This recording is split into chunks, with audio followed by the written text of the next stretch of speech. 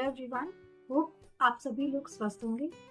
आज इस वीडियो में हम आपके साथ डिस्कस करेंगे कॉम्प्लिकेशंस ऑफ एक्सट्रैक्शंस के बारे में।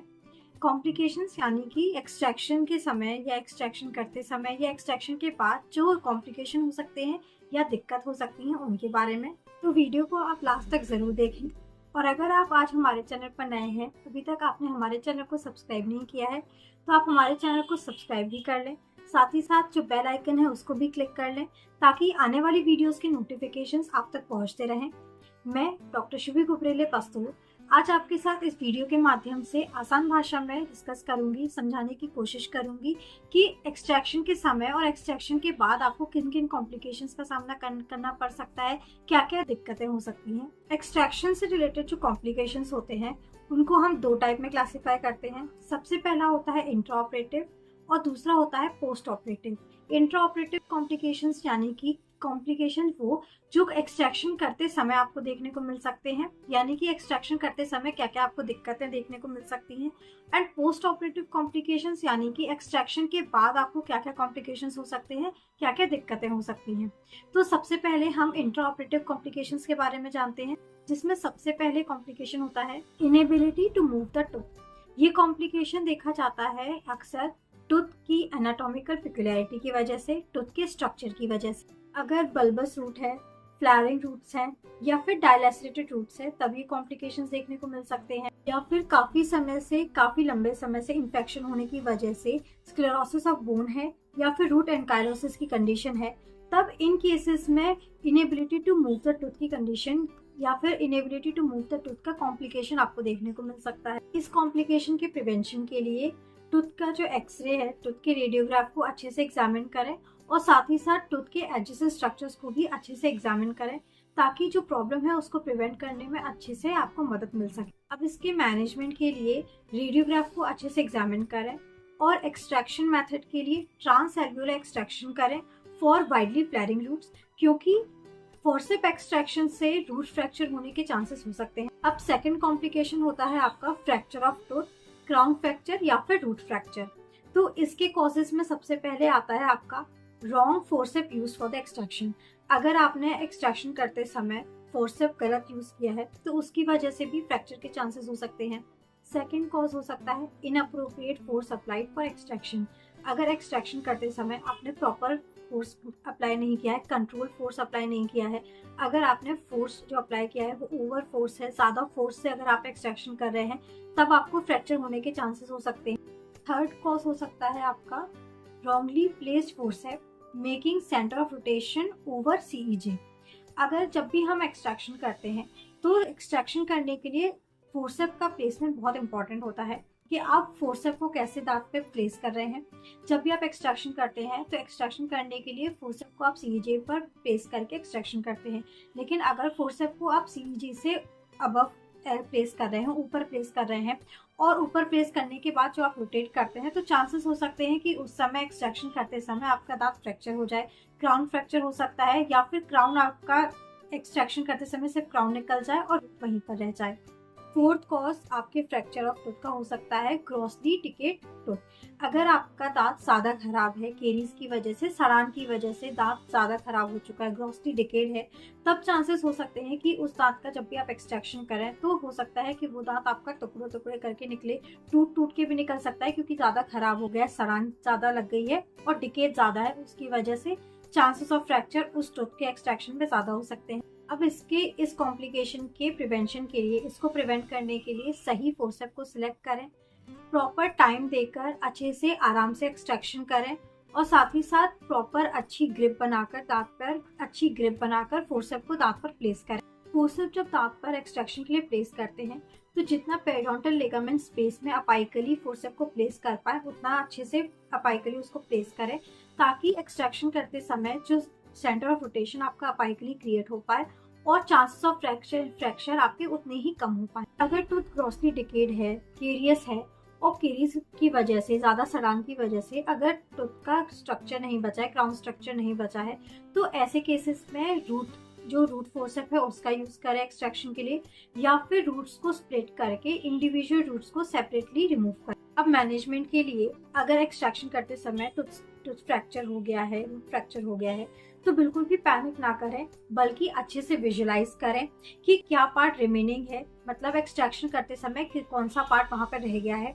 अगर रूट रिमेनिंग है, एक्सट्रैक्शन करते समय रूट वहीं पर रह गई है, तो रूट फोर्सेप का यूज करके उस रूट को रिमूव कर दें। अगर रूट फ्रैक्चर है एट दी अपाइकल थर्ड, तब एपेक्सो एलिवेटर का यूज करके जो पार्ट ऑफ द रूट वहाँ पे रिमेनिंग है उसको स्लोली अच्छे से वापस से रिमूव कर। लेकिन अगर बहुत ही छोटा सा माइन्यूट सा पार्ट वहाँ पे रह जाता है एक्सट्रैक्शन करते समय, तो उसे आप रिजॉल्व होने के लिए वहाँ पर छोड़ सकते हैं।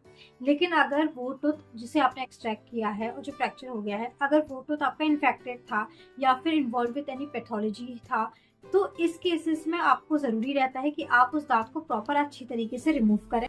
And consider transalveolar method if the root cannot be removed by conservative means.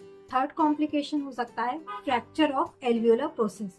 ये कॉम्प्लिकेशन हो सकता है अगर एक्सेसिव फोर्स अप्लाई किया गया हो व्हाइल एक्सट्रैक्टिंग द टूथ। इसके प्रिवेंशन के लिए, इस कॉम्प्लिकेशन को प्रिवेंट करने के लिए, जब भी आप टूथ को लग्जेट करें, use only minimal force to move the tooth out of the socket. ज्यादा एक्सेसिव फोर्स से एक्सट्रैक्शन ना करें। इसकी मैनेजमेंट के लिए कभी कभी कुछ ऐसे केसेस में जब आप एक्सट्रैक्शन करते हैं तो स्मॉल पोर्शन या स्मॉल पार्ट ऑफ बोन में कम आउट, तो जब भी आप एक्सट्रैक्शन करें तो बहुत केयरफुली रिमूव कर सकते हैं। लेकिन कभी कभी कुछ केसेस में large pieces of entire buccal और लिंगुअल कॉर्टिकल प्लेट फ्रैक्चर हो जाती है। तब ऐसे केसेस में जरूरी है to replace the bone in its position with its periosteal attachment intact, और सॉकेट म्यूकोसा को आप प्रॉपर सूचरिंग करें to hold the bone in its place. Fourth complication हो सकता है फ्रैक्चर ऑफ मैक्सिलरी ट्यूबरोसिटी। ये कॉम्प्लिकेशन हो सकता है while extracting the upper third molar। Third molar के अपर थर्ड मोलर के एक्सट्रैक्शन के समय जब ज्यादा एक्सेसिव डिस्टल फोर्स अप्लाई किया जाता है, तब मैक्सिलरी ट्यूबरोसिटी के फ्रैक्चर होने के चांसेस हो सकते हैं। इसके प्रिवेंशन के लिए, इस कॉम्प्लिकेशन को प्रिवेंट करने के लिए एलिवेटर का यूज कर सकते हैं फॉर एक्सट्रैक्शन, और सही डायरेक्शन में फोर्स को अप्लाई करें और कंट्रोल फोर्स को अप्लाई करें, ताकि जो फ्रैक्चर हो सकता है मैक्सिलरी ट्यूबरोसिटी में उसको आप प्रिवेंट कर सकें। अब मैनेजमेंट के लिए, अगर मैक्सिलरी ट्यूबरोसिटी का फ्रैक्चर है तो इसको मैनेज करने के लिए सबसे पहले ये चेक करें कि कहीं ओरो एंट्रल कम्युनिकेशन है। अगर ओरो एंट्रल कम्युनिकेशन है तब इसको उसके अकॉर्डिंगली मैनेज करें। If the tuberosity has its periosteal attachment, तब उसको रिप्लेस करें और म्यूकोसा को सूचर बैक करें। कुछ केसेस में टूथ को वापस सॉकेट में रिप्लेस करने की जरूरत पड़ जाती है along with the bone and splint it in place till it heals। Fifth complication हो सकता है फ्रैक्चर ऑफ जॉ। ये कॉम्प्लिकेशन का मेन रीजन होता है आपका improper use of instruments while extracting the tooth।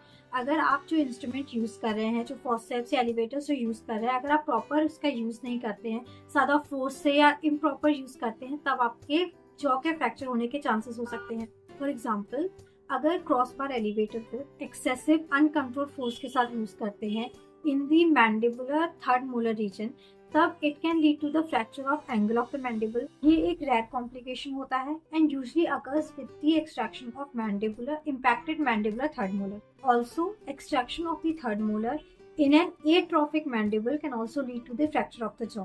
इसके प्रिवेंशन के लिए, इस कॉम्प्लिकेशन को प्रिवेंट करने के लिए great care should be taken while extracting the tooth. Proper force use करें, कंट्रोल फोर्स का इस्तेमाल करें एक्सट्रैक्शन करने के लिए। टूथ के ज्यादा अनकंट्रोल फोर्स के साथ टूथ को एक्सट्रैक्ट ना करें, और एक्सट्रैक्शन करने से पहले रेडियोग्राफ को अच्छे से एग्जामिन कर लें ताकि कोई भी कॉम्प्लिकेशन या फिर कोई भी फ्रैक्चर ना हो। अब मैनेजमेंट के लिए, इस कॉम्प्लिकेशन को मैनेज करने के लिए, अगर एक्सट्रैक्शन के समय आप फ्रैक्चर नोटिस करते हैं, then it the fracture should be treated like any other fracture. Fragments are reduced, wired and intermaxillary fixation placed. Definitive surgery में be done later. Sixth complication हो सकता है म्यूकोसल लेसरेशन। इसका कॉज हो सकता है स्लिपिंग ऑफ फोर्सेप, एलिवेटर, या फिर tearing of flap due to inadequate size of the flap. Mucosal tear किया जाता है due to inadequate reflection of the gingiva from the tooth, but it may lead to the mucosa being removed along with the tooth.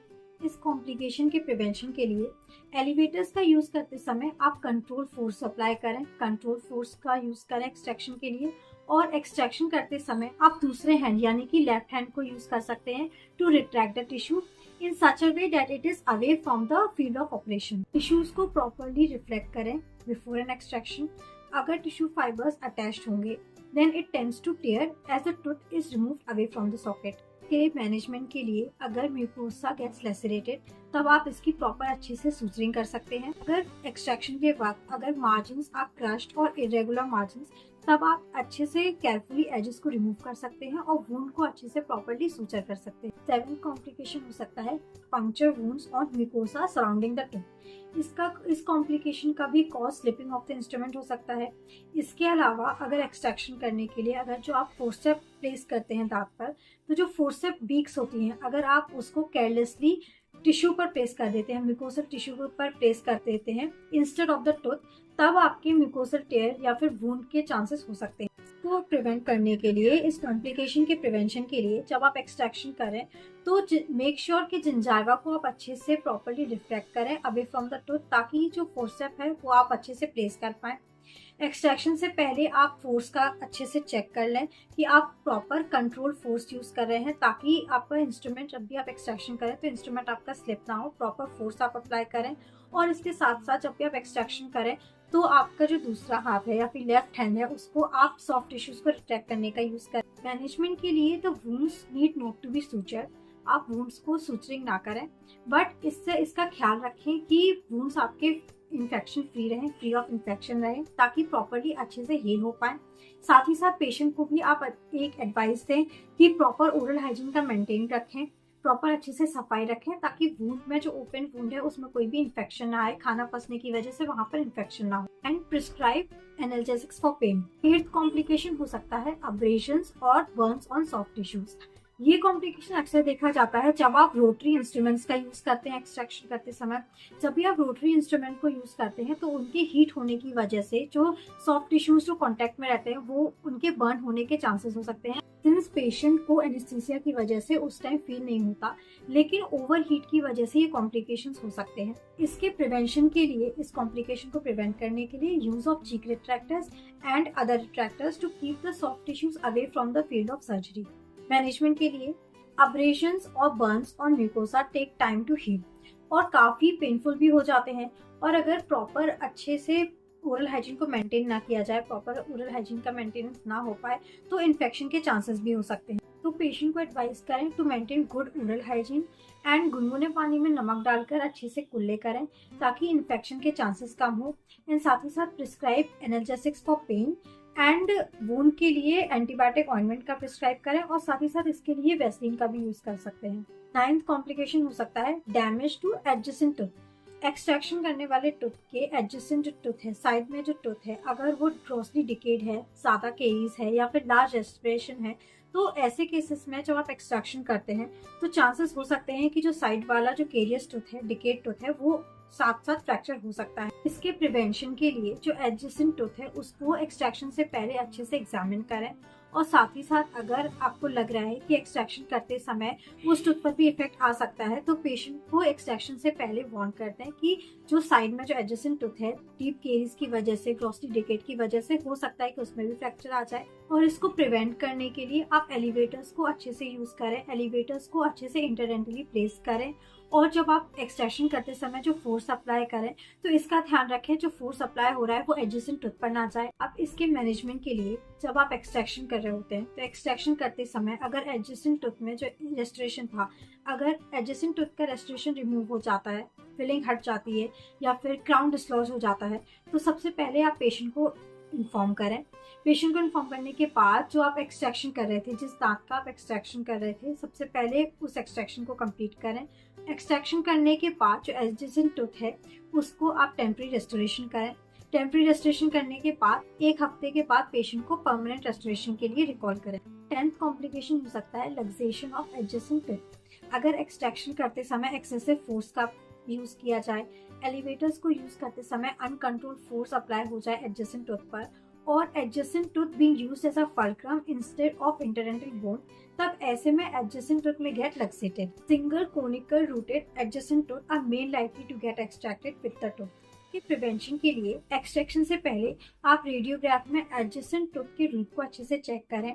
अगर single conical rooted tooth है, adjacent tooth जो है वो single conical rooted है, तब ऐसे complications के chances ज्यादा हो सकते हैं। एक्सट्रैक्शन करते समय एडजेसेंट टूथ को आप केयरफुली सपोर्ट दें। जब भी आप एक्सट्रैक्शन करें तो दूसरे हाथ के जो इंडेक्स फिंगर है और थंब है उससे आप जो एडजेसेंट टूथ है उसको अच्छे से फर्मली प्रेशर दें, उसको अच्छे से सपोर्ट, ताकि एक्सट्रैक्शन करते समय जो एडजेसेंट टूथ है उसके लक्सेशन के चांसेस कम हो। अब मैनेजमेंट के लिए अगर एक्सट्रैक्शन करते समय जो एडजेसेंट टूथ है वो रिलैक्सेट हो जाता है, रिमूव हो जाता है, तो उस टूथ को आप सॉकेट में रिप्लेस करते हैं and splinted for a period of 3 to 6 weeks for healing. 11th complication होता है oroantral communication. Floor of the maxillary antrum extending into the alveolus is one of the main reasons for the formation of oroantral fistula after the extraction. Also अगर maxillary premolar या फिर molar root fracture हो जाती है या फिर excessive bone loss हो जाती है, bone remove हो जाती है while attempting to remove the root out of the socket, तब ऐसे केसेस में चांसेस हो सकते हैं of formation of this type of communication. अगर कोई भी इन्फेक्टेड पोस्टीरियर मैक्सिलरी टूथ को एक्सट्रैक्ट किया गया है और एक्सट्रैक्शन के बाद the socket is curated aggressively कोई भी पैथोलॉजी को रिमूव करने के लिए, तब चांसेस हो सकते हैं ओरोएंट्रल कम्युनिकेशन के क्रिएट होने के। अगर लार्जली डाइवर्जेंट रूट्स हैं extending into the floor of antrum, तब चांसेस होते हैं removing of part of antral floor along with the tooth during the extraction. अगर ट्यूबरोसिटी फ्रैक्चर या फिर ब्लाइंडली इंस्ट्रूमेंटेशन किया गया हो इन दिस रीजन, तब चांसेस होते हैं of the formation of oroantral communication. इसको प्रिवेंट करने के लिए, इसके प्रिवेंशन के लिए रेडियोग्राफ को अच्छे से प्रॉपर्ली चेक करें for the proximity of the maxillary antrum to the roots of the upper tooth जिसको आपको एक्सट्रैक्ट करना है। If it is too close, तब ओपन मेथड ऑफ एक्सट्रैक्शन किया जाता है जिसमें इंडिविजुअल रूट्स को सेपरेट किया जाता है और इंडिविजुअली रूट्स को रिमूव किया जाता है। एक्सेसिव फोर्स को अवॉइड करें while doing the extraction as the tooth may be forced into the antrum. Management के लिए it is important to diagnose the oroantral communication. अगर ट्यूबरोसिटी फ्रैक्चर है या फिर bone is seen adherent to the roots of the upper molar tooth या फिर root fragment disappears into the antrum while doing the extraction, तब communication should be suspected. कुछ test किए जाते हैं टू कंफर्म द कम्युनिकेशन, जिसमें सबसे पहला होता है नोज ब्लोइंग टेस्ट। इस टेस्ट में the anterior nares are compressed और पेशेंट को बोला जाता है कि नाक से सांस को बाहर छोड़ें, तब the increase in intranasal pressure is seen as the whistling sound from the extraction socket. Second, escape of air bubbles from the orifice is indicative. Third होता है mouth mirror fogging test. Opening पर mouth mirror को place करते हैं और अगर mouth mirror पर fogging दिखती है तब oroantral communication is indicated. Fourth test में कॉटन विस्प को सस्पेक्टेड ओपनिंग पर प्लेस करते हैं और पेशेंट को बोलते हैं to blow from the nose, तब deflection of cotton wisp indicates an opening. Fifth होता है यूनिलेटरल एपिस्टेक्सिस भी सजेस्टिव ऑफ ओरोएंट्रल कम्युनिकेशन। तो ये 5 टेस्ट होते हैं टू कंफर्म द कम्युनिकेशन। अगर ओपनिंग स्मॉल है तो उसे आप ऐसे ही छोड़ सकते हैं अपने आप हील होने के लिए by the formation of blood clot. Patient को एडवाइस किया जाता है not to blow from nose, not to gargle vigorously, nasal decongestant prescribe करते हैं, नेजल इनहेलेशन एडवाइस करते हैं और साथ ही patient is put on antibiotics. और अगर ओपनिंग लार्ज है तो उसे सर्जिकली क्लोज करना रहता है, जिसके लिए पैलेटल और बक्कल फ्लैप यूज किए जाते हैं। सर्जरी के ऑल्टरनेटिव्स में आता है use of denture plates to occlude the opening till it heals, use of gold foil, fibrin seal, hydroxyapatite and other alloplastic materials to occlude the communication. 12th complication होता है displacement of tooth into facial spaces.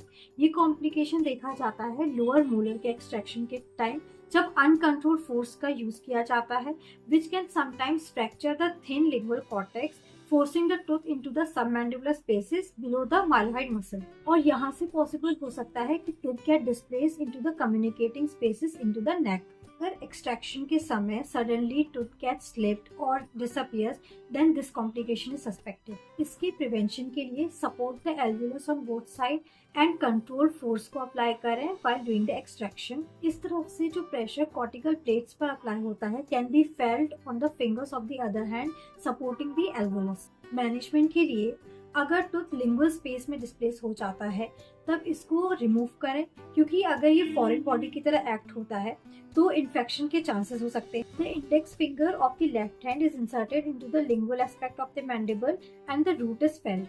कोशिश करते हैं कि tooth को वापस oral cavity में लाएं by applying the gentle pressure upwards towards the oral cavity. अगर टूथ माइलोहाइड मसल के बिलो है तब it's necessary to reflect the lingual mucoperiosteal flap and incise the mylohyoid at its attachment and bring the root out. अगर root fragment small है और uninfected है तब इसे वहां पर आप छोड़ सकते हैं। 13th कॉम्प्लिकेशन होता है नर्व इंजरी। एक्सट्रैक्शन के समय चांसेस होते हैं कि branches of trigeminal nerve injure हो जाए, जिसमें lingual nerve, mental nerve, inferior alveolar nerve वगैरह होती हैं। लिंगुअल नर्व की इंजरी होती है during procedures done in lower third molar region since the nerve lies just below the lingual periosteum.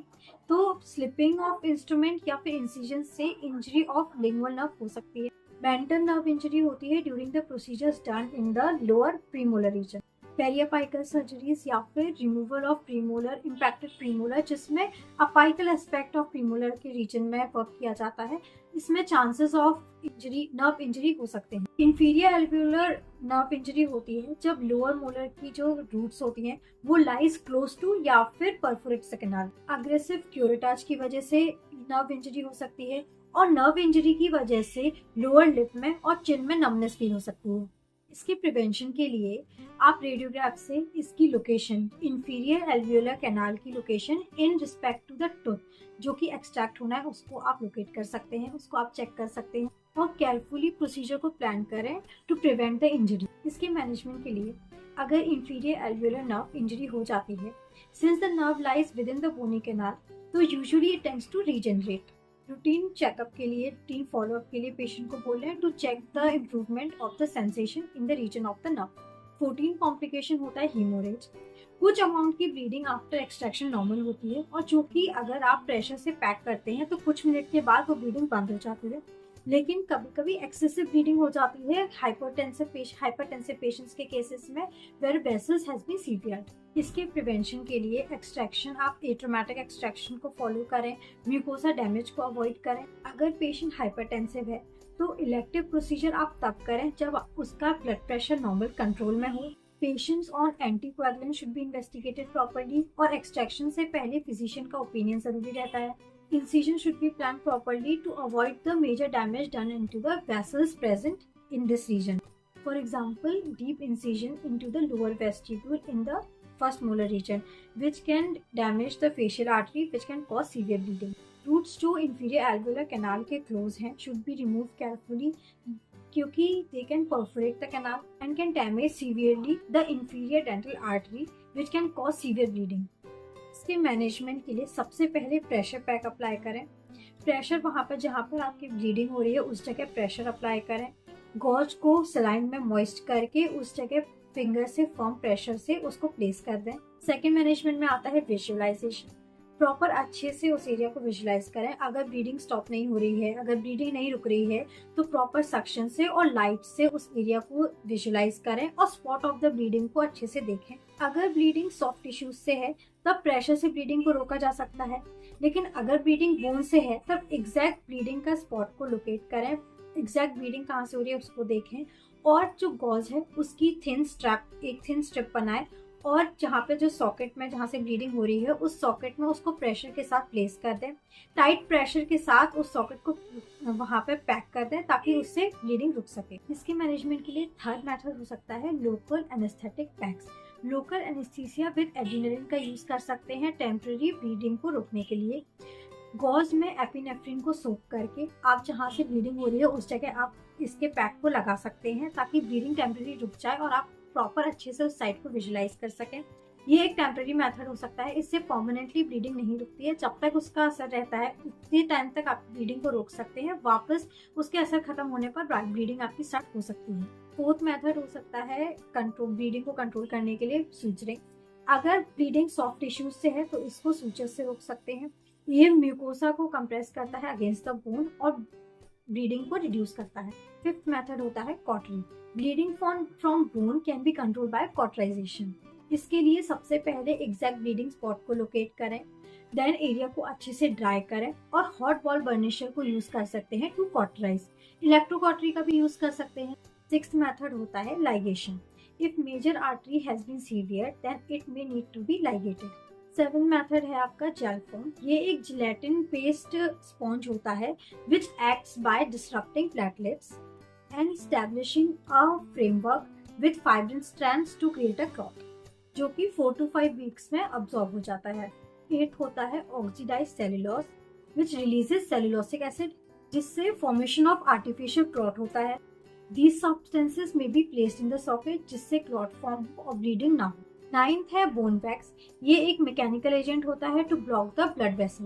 Bleeding अगर बोन से है तब ऊपर small piece of bone wax को प्लेस कर सकते हैं ब्लीडिंग को रोकने के लिए, और पेशेंट को कम से कम आधा घंटे तक क्लिनिक पर वेट करने के लिए बोलते हैं ताकि आप कंफर्म कर सके कि ब्लीडिंग है या ब्लीडिंग नहीं है।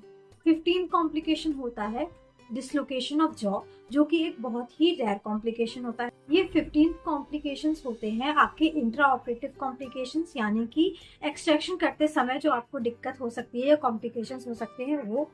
अब हम पोस्ट ऑपरेटिव कॉम्प्लिकेशंस के बारे में डिस्कस करते हैं, यानी कि एक्सट्रैक्शन करने के बाद जो कॉम्प्लिकेशन होते हैं उनके बारे में। इसमें पहला कॉम्प्लिकेशन होता है हीमोरेज। इसमें ब्लीडिंग 3 टाइप से होती है।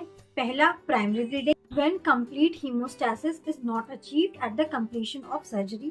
दूसरी होती है रिएक्शनरी ब्लीडिंग। ये होती है एक्सट्रैक्शन के 48 आवर्स के अंदर ड्यू टू जनरल और local rise in blood pressure, generally due to causing opening up of small divided vessels which were not bleeding at the end of surgery।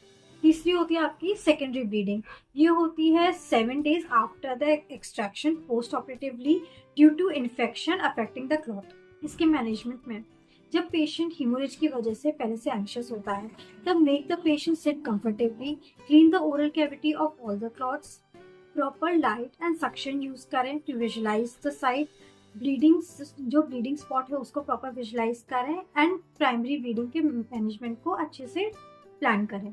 अगर patient आपको call करता है to inform about the bleeding, तब patient को आप advice कर सकते हैं कि क्लीन हैंडकरचिफ में पानी में भिगो के, उसको ठंडे पानी में भिगो के जहाँ पर आपकी ब्लीडिंग हो रही है उस जगह आप प्लेस कर सकते हैं, या तो फिर जो कोल्ड वेट टी बैग को आप वहाँ पर प्लेस कर सकते हैं जहाँ पर ब्लीडिंग हो रही है। इससे ब्लीडिंग रुक जाती है। Tannic acid in tea helps to precipitate protein and cause clot formation. दूसरा कॉम्प्लिकेशन होता है पेन।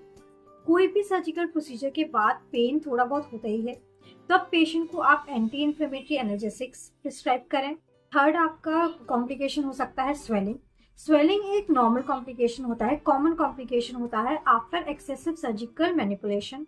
नॉर्मल एक्सट्रैक्शन में स्वेलिंग के चांसेस कम होते हैं, but transalveolar procedure involving bone cutting, इसमें चांसेस ऑफ स्वेलिंग ज्यादा हो सकते हैं। स्वेलिंग 3 रीजन से हो सकती है, इडीमा, हेमेटोमा या फिर इन्फेक्शन।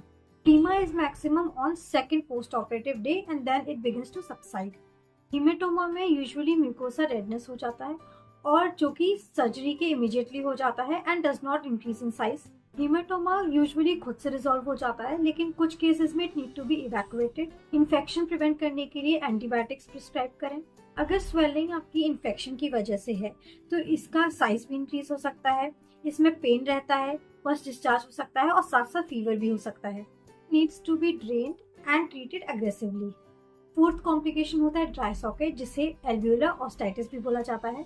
इसमें मॉडरेट टू सीवियर पेन हो सकता है ऑन 3rd और 4th post operative day. There is loss of blood clot in the socket and socket appears empty. Soft tissues में इन्फ्लेमेशन हो सकता है अराउंड द वुंड एंड साथ साथ थ्रॉबिंग पेन हो सकता है जो कि रेडिएट करता है टू द ईयर। इसके साथ साथ bad odour and bad taste हो जाता है और the bone is very painful on probing.